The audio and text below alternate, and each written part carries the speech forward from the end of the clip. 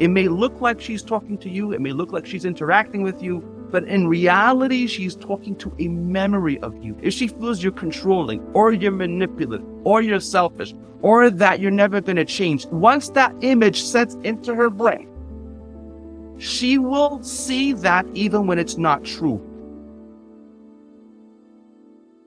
I am really excited for this topic. Welcome to all of you, to those who are here live, and to those who are going to watch the recording.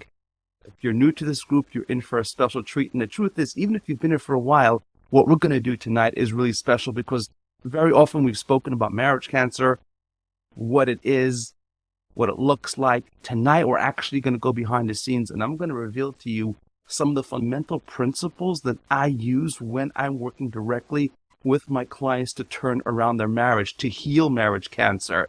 It is a really powerful video. We very rarely talk about it over here in this depth, and I'm excited to share it with you. And before we get into tonight's topic, which is healing marriage cancer, I need to recap what is marriage cancer, how you can see if you have it, what are the stages, and what is driving it. And then we're going to go behind the scenes and understand the key of healing it and reversing it, because no matter what type of problem you're having in your marriage, well, I should say, if you have a real problem, a problem which has been stuck for a long period of time, for 6 months or more, or a couple of years, or maybe a decade or more, then you probably have marriage cancer. And this video is going to be an eye-opener for you. These are things that I've learned over many years, not just from my own marriage, but also from working with hundreds of guys and observing thousands of marriages. And we're going to distill it over here in tonight's video training. Okay, so let's recap. Number one, there are different stages of marriage cancer. In a very general sense, marriage cancer means your marriage is stuck. Your wife is stuck. You are stuck. Now, it can look like the most extreme case, marriage cancer stage 4, is where she is cold. She's dead set towards divorce and separation. She's not interested in reconciliation. There's like an ice wall around her heart. Okay, that is the most extreme form of marriage cancer. Typically at that stage, if she has an affair, she's not going to even try to block it. She's not going to even try to, she's not going to even try to hide it from you. She's not embarrassed of it. She's not trying to hide it from you. Okay. Stage 3 typically is the couple is already in the stage of separation or divorce, but officially the wife is still working on the marriage, or interested in working on the marriage, or interested in some form of reconciliation, even if she's talking out of both sides of her mouth and she's inconsistent, but at least there's like that opening every now and then, which confuses the husband. But that is typically marriage cancer stage 3. And in a stage 3 marriage cancer, if the woman is in an affair, she will usually try to hide it or lie about it. Okay, we're not judging right or wrong. I'm just giving you ways of recognizing these stages. And if, as I go through this, if you are in stage 4 or stage 3, please check in the comments. Let me know. Stage 2, and typically we've done like from 1 through 4, but now I'm going down so you guys can sort of see the marriage cancer in its earliest stages in a progressive way. Okay, stage 2 is couple are not separated, but there is a conversation about separation and divorce.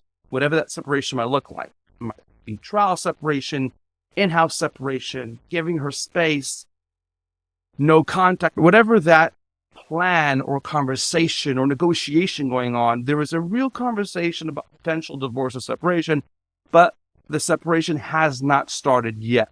That is stage 2. Now, the trickiest one is stage 1. Okay. Stage 1 is where the couple is stuck, but there is no conversation about separation or divorce. And let me know if you're at stage 1. And stage 1 is where the intimacy is non-existent, or it's frustrating. The intimacy seems like a chore to her. She's not excited about it. Again, this is not a judgment of anybody. We're just talking about how to identify marriage cancer. And communication is not effective. You can put in your best efforts and it doesn't really work. There is disrespect. Sometimes the kids can see it as well. So in one way or another, the marriage is stuck. It doesn't matter how stuck it is. It doesn't matter if you're stuck because of intimacy and there's no communication and there's no relationship with a deep emotional connection in a way that you both feel loved and trusted and intimate and into each other, or whether you're in the most extreme stage where she's completely not interested in working on the marriage, or you're in the middle stages of like potential separation or divorce, or middle of going through the process of separation or divorce where she's officially interested. It doesn't really matter. Well, it matters in terms of the strategy, yes, but in terms of understanding what marriage cancer is, it's the same. The marriage is stuck. The wife is stuck and the husband is stuck. Now, some people wake up at different stages of stuckness. Okay. I just made up that word. Okay. But it's the same concept. Let me know in the comments if this makes sense to you and which marriage cancer stage you are in. Now, there are ways to see what is going on behind the scenes. Why is she stuck? So let's go to the next stage of understanding marriage cancer. Number one, now what I'm about to say, you don't have to have all of these things to have marriage cancer. Even if you have one of them, marriage cancer is there in the relationship. One of them is that at a certain point of a disconnect, a woman goes into the belief system of the you should know. That you as the husband should know, the man should know, you should figure out whatever the problem is, how to connect to her heart, how to read her correctly, how to create the right intimacy, or how to read her mind, whatever it is that she thinks you should know, she believes you should know it without her input. That is one of the early signs of marriage cancer. A little bit later, as marriage cancer develops, and it doesn't necessarily mean you're in stage 2, you can still be stage 1, but she goes into the belief of, I already tried. I tried my best. I put in X number of years. I put in my heart. I gave my best effort. And you weren't available. You were out to lunch. You didn't pick up on the cues. You were self-absorbed. Whatever it is that she feels is her justification for giving up, for not wanting to work on the relationship, for not wanting to work on the relationship with you. All right, let me know in the comments if this happened to you, where you know your wife believes that she already did her best. And typically in the later stages of marriage cancer, we're almost always going to see that. We sometimes see that even in earlier stages of marriage cancer. This is as marriage cancer develops, a woman goes into that belief. So this is what's going on behind the scenes. Very, very important. Now, number 3, you have marriage cancer if you have unconditional love for your wife. I mean, real unconditional love, not like just, oh, okay, yes, I love her because I know it's the right thing to say. But like you genuinely care about her happiness, but she doesn't feel and trust your love 100%. She knows she feels some of it. She doesn't trust all of it. She might love you like a friend, or maybe like a sister type of love, or like a intellectual love. In her head, she may love you, but she's not in love with you in her heart. You know what I mean? It's sort of in her head. You know what I'm talking about? That is a fundamental example of where marriage cancer is present. Like if that's the situation, that is marriage cancer. Now, if you could be in stage 1, 2, 3, and 4, but that's the fundamental thing that's guiding the marriage cancer. She doesn't feel that love. And we're going to get into why that is in just a couple of minutes. Another angle at marriage cancer is you're putting in your best efforts, best sincere efforts, but it doesn't work.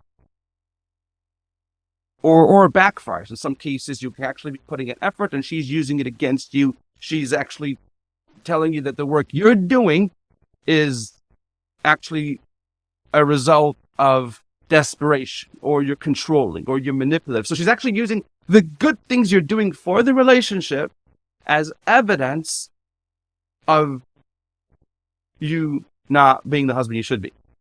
That was a little bit deep, but guys, do you get that? Is that making sense to you? Before we get into how to heal it, there's one more point, and this is the fundamental point, and you got to get this. And even if you didn't understand anything I said until now, you got to understand this, because this is the foundation of turning around marriage cancer. The reason why marriage cancer sets in, the reason why she doesn't feel your love, the reason why your efforts don't matter, the reason why she feels she already tried, and the reason why she feels you should figure it out is because of one thing only. If you boil it down, it took me years and years to figure this out. If you boil it down, it comes down to one thing only.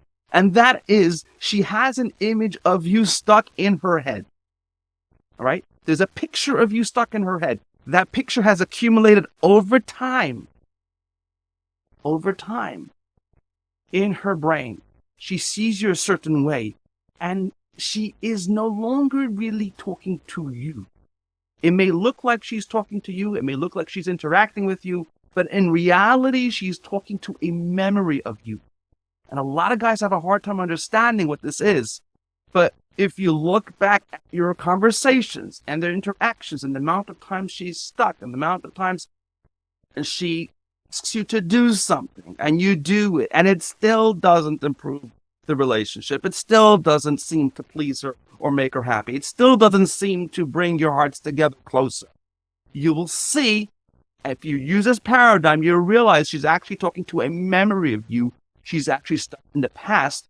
Now, don't you say this to her because that's disrespect. It's not going to get you anywhere. It's going to get you into more hot water. I'm talking man to man. This is Own Your Marriage for men, men's group over here.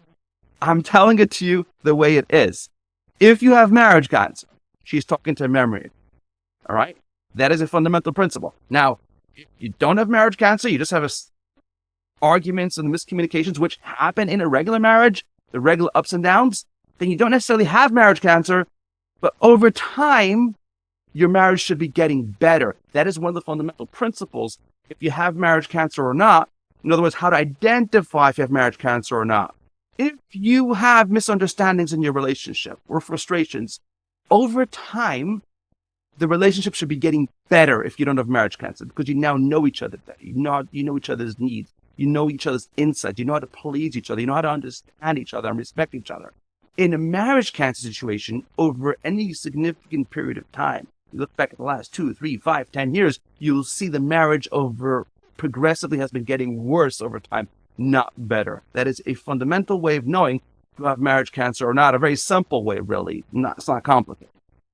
All right? Let me know if you get this, guys.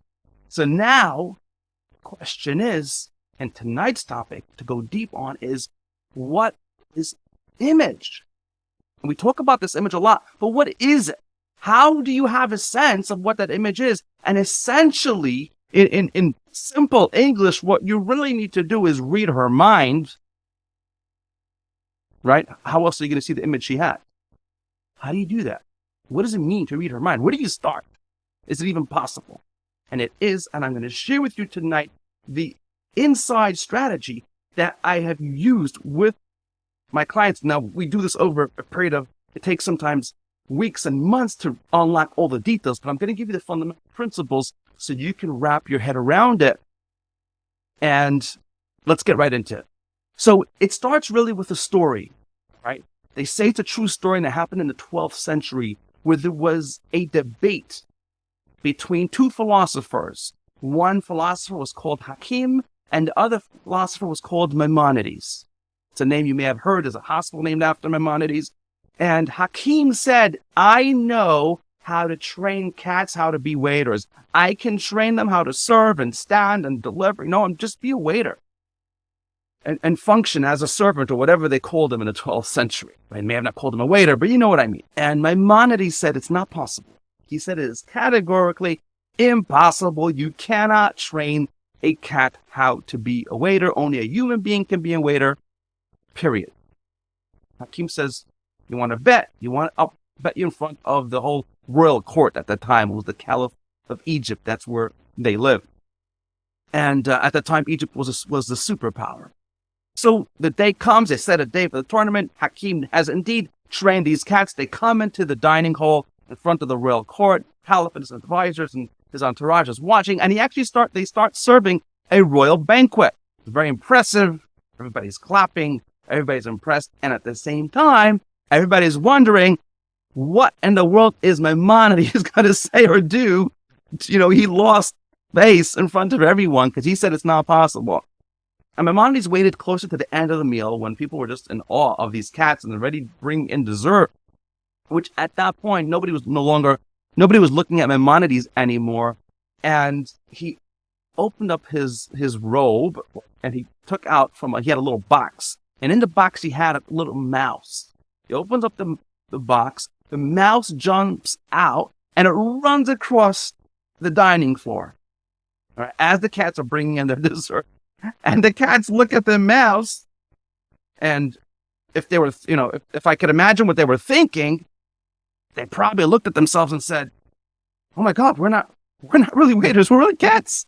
And they dropped this, but this is what did happen. I don't know what they said to themselves, but this is what did happen. They dropped the tray, the crystal smashed, the dessert, this was a disaster. The whole floor was a mess. And they ran and they chased the mouse out of the hall. And the point of Maimonides was made that as much as you might train a cat how to be a waiter, ultimately, it's not a waiter. It's just doing the act of a waiter. And it took me years to really understand the message of this story in my marriage and others' marriage. But when I started pondering it deeply, I realized a very, very interesting thing. Okay. The first one is going to be pretty basic. The second one is going to blow your mind.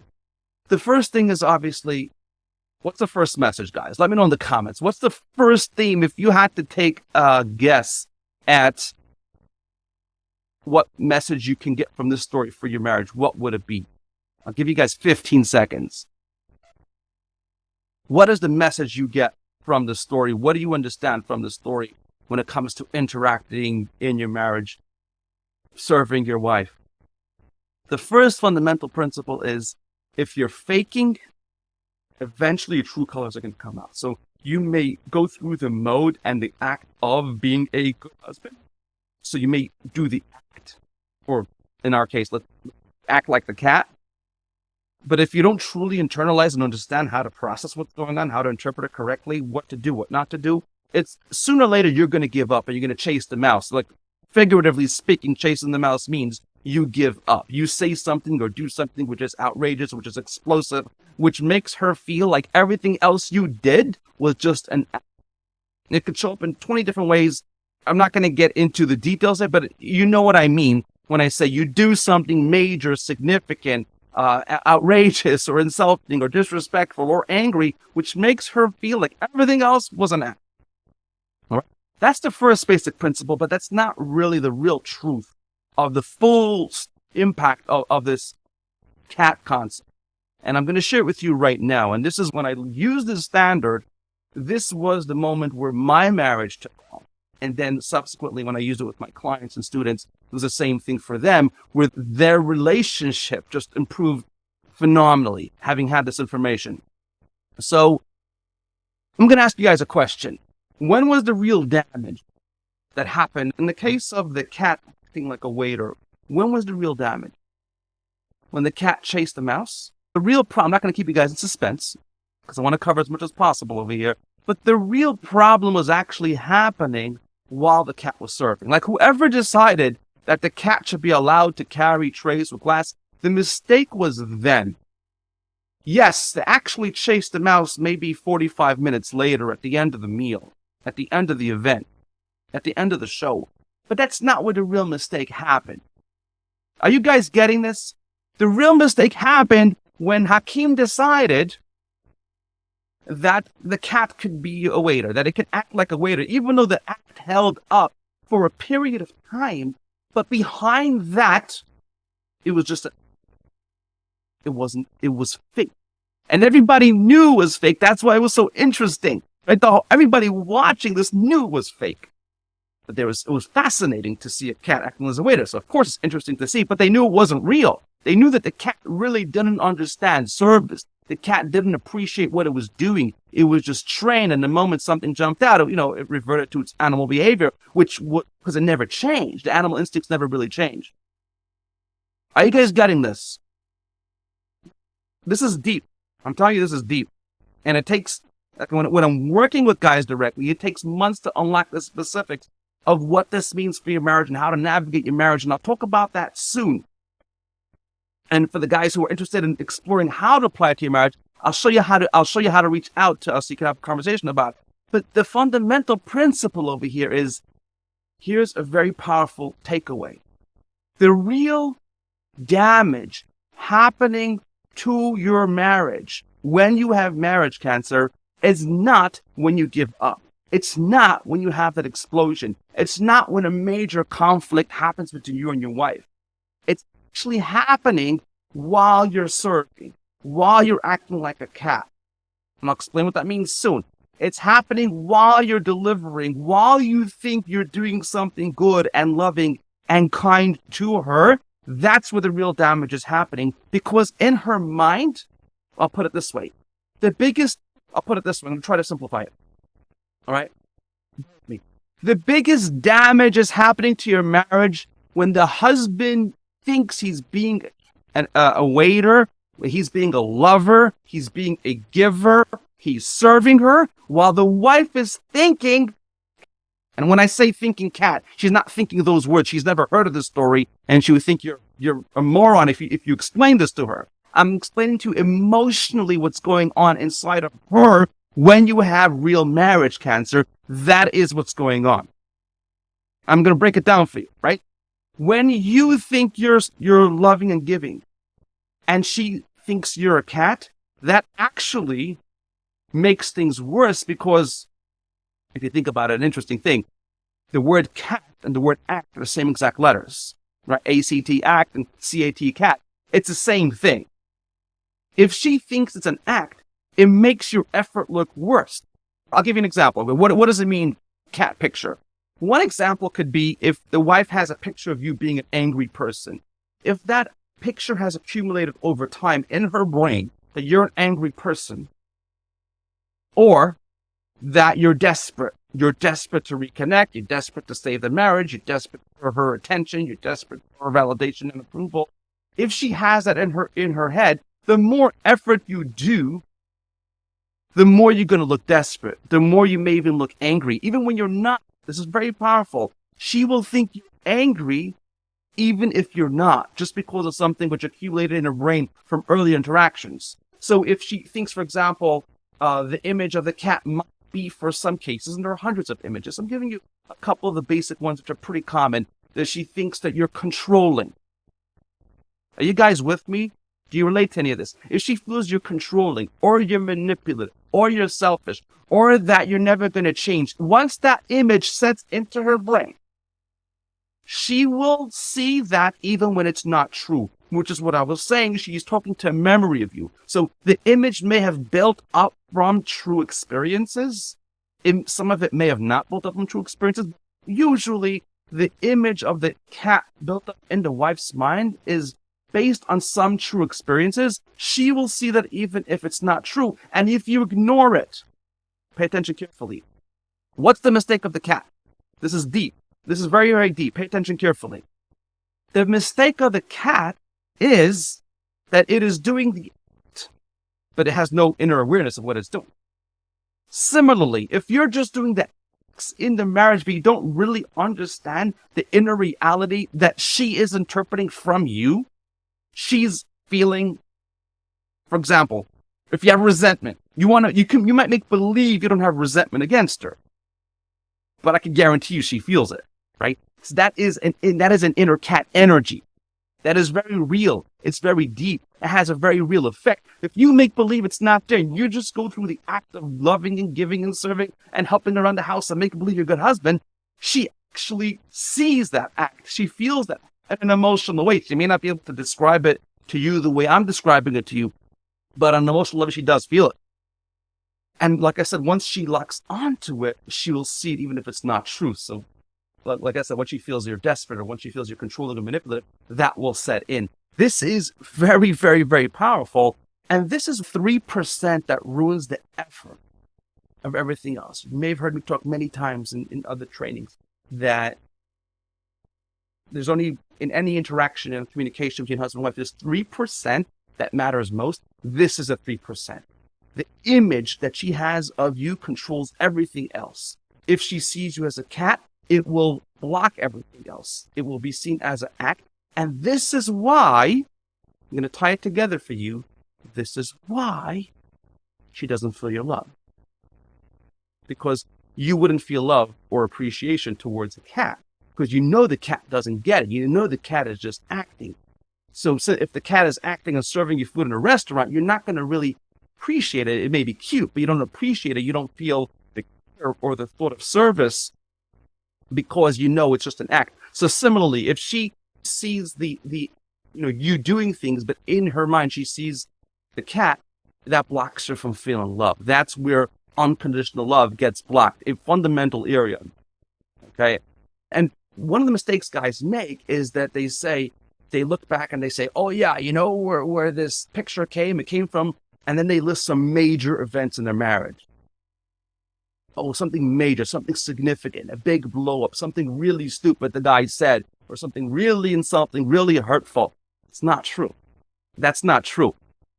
It usually sets in from small little interactions that when they're ignored over time, your effort gets frustrated. You get frustrated because you're not getting anywhere in the relationship. You're not getting the trust you want, the intimacy, the communication, the connection. Then an explosion happens and you say or do something which you regret. But that's not where the real mistake happened. That's like the cat chasing the mouse. Now, when it comes down to it, and if I have to summarize it, the way your wife decides if your effort matters or not will depend on if she sees you as a cat or a waiter. And it's not even a decision. It's not like it's a logical decision. It's a feeling, and that's what you can't argue with. In fact, if you argue with her, it's going to make her feel like you don't get it. So it just further cements the problem. Because it's an emotional reality. I just use this metaphor in the story to help you understand the reality that sets in her brain, which actually, it's very, very real. But since emotions don't lend themselves to charts or mathematical equations, so I'm using metaphors to help you understand it. Okay. Now, when it helped guys turn around the marriage, it always started from this fundamental principle. The fundamental principle was number one. What is my inner cat? What is it that I'm saying or doing which is blocking me from feeling unconditional love? Like, what is that 3% about my personality which is ruining the rest of my efforts and communicating the wrong picture to her, both in the past and in the present? Now, that was phase one. And once we got that phase one, once we got the clarity of where the inner cat is, and this is not therapy, this is not about your inner child, this is much deeper. This is about changing yourself in a way that impacts the marriage, not just changing yourself in a way that, you become more aware of where your problem started. Right? This is not therapy. So, but the foundation always started from seeing that picture clearly, not guessing, because guessing is dangerous. Guessing is basically acting. Guessing just makes you look like the cat because you're just doing it. Do you guys see this, how it comes together? That was principle number one. Once you have that in place, then what the guys would do is we would help guys design, okay, what's a blueprint for living? Once you know your inner cat, once you know where that shows up, then based on that, you could design who's your best version, what's your higher identity, what is the way you were designed to be. When God sent you down to this world, he designed you to be a certain way. Like, how far are you from that? What is that version, not just as a husband, but as a man, as a father, as a productive person? And then after that, once you have that information, that's when you get into the clarity of how to interact with your wife, how to talk to her, how to apologize, how to appreciate, how to text, how to navigate the separation and divorce process for the guys in those advanced marriage kinds of stages. I would love to hear what you guys' big takeaway is, what you guys picked up. When I see what you guys picked up in the training, it gives me a sense of how clear the training was, if I went too deep or not. So please let me know what is your biggest takeaway. And of course, if you do want to have a conversation about potentially working together, just comment, identify inner cat, and we'll take it from there. God bless you and have a great evening.